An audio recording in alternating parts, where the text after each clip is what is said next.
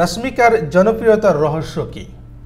ভালোই ছিলেন, দক্ষিণে সিনেমা করেছিলেন, কোনোটা সুপারহিট, কোনোটা মোটামুটি ব্যবসা করেছিল। কিন্তু পুষ্প দ্য রাইজ যে মুক্তি পেল, রাশ্মিকা মান্দানাকে নিয়ে উন্মাদনা অন্য মাত্রায় পৌঁছে গেল। দক্ষিণ ভারতের ছোট পরিসর থেকে হয়ে উঠলেন ভারতের সবচেয়ে জনপ্রিয় অভিনেত্রীদের একজন। সামাজিক যোগাযোগ মাধ্যমে ছবি পোস্ট করলেই যেন অন্তর্জালে জ্বর ওঠে। কিন্তু রাশ্মিকার এই জনপ্রিয়তার রহস্য কি? কর্ণাটকের মেয়ে রাশ্মিকা 2016 সালে বড় পর্দায় অভিষেক হয় কন্নড় সিনেমা দিয়ে। এরপর করেন তেলুগু সিনেমা। সবগুলোই কম বেশি ব্যবসা করেছে, তবে আলাদাভাবে রাশ্মিকাকে মনে রাখার কারণ ছিল না। রাশ্মিকার ক্যারিয়ারে নতুন গতি পায় 2018 সালে তেলুগু সিনেমায় গীতা গোবিন্দময় দিয়ে। রাশ্মিকার ক্যারিয়ার নতুন গতি পায় 2018 সালে তেলুগু সিনেমায় গীতা গোবিন্দ দিয়ে। অল্প বাজেটে নির্মিত এই রোমান্টিক কমেডি সিনেমাটি সুপারহিট হয়। সঙ্গে শুরু হয় বিজয় দেবরাকুন্ডার সঙ্গে জুটিও। ছবিটি তরুণ দর্শকরা ব্যাপক পছন্দ করেন। সামাজিক যোগাযোগ মাধ্যমে ছবির নানা দৃশ্য সংলাপ নিয়ে তৈরি হয় মিম। অন্তর্জালে তাকে নিয়ে চর্চা বাড়তে থাকে। এই সিনেমায় পাওয়া জনপ্রিয়তা আরও ছড়িয়ে পড়ে ডিয়ার কমরেড। 2019 সালে মুক্তি পাওয়ায় ভারত কর্মার সিনেমাটি নানা কারণেই গুরুত্বপূর্ণ। এটি পুরোপুরি বাণিজ্যিক ধারার সিনেমা নয়, আবার শৈল্পিক গণনারও নয়। দুই গণনার মিশ্রণে দর্শক সমালোচকের কাছে প্রশংসিত এক সিনেমা উপহার দিয়েছিলেন নির্মাতা।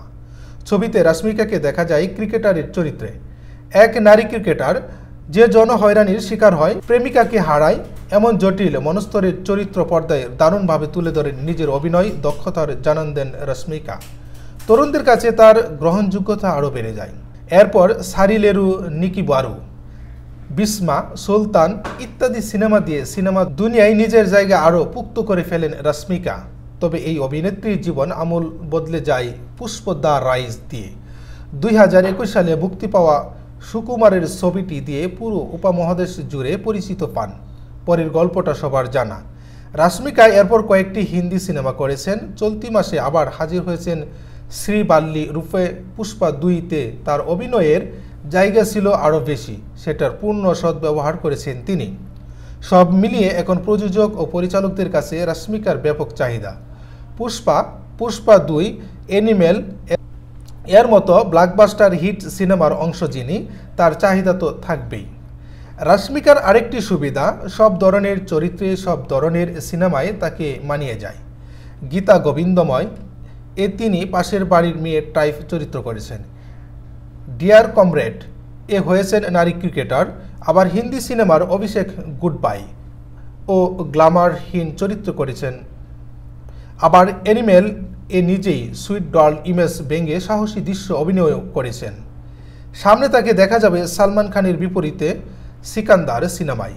এই প্রথম পুরোপুরি বাণিজ্যিক ধারার সিনেমায় অভিনয় করেছেন তিনি।